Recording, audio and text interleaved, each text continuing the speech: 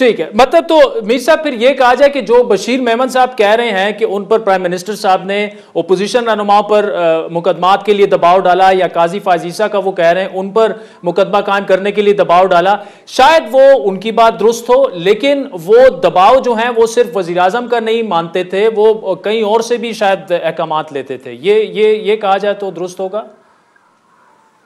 चले, मैं आपको अगली बात भी बता देता हूं कि फिर जब मुझे ये महसूस हुआ कि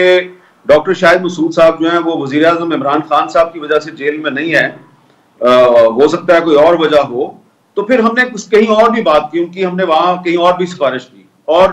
कुछ आर्गूमेंट्स हुए, और फिर कुछ दिनों के बाद शाहिद मसूद साहब की जमानत हो गई थी, तो FIA जो है वो उसने अपना काम बंद कर दिया।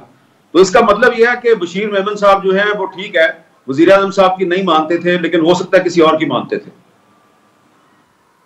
ठीक, तो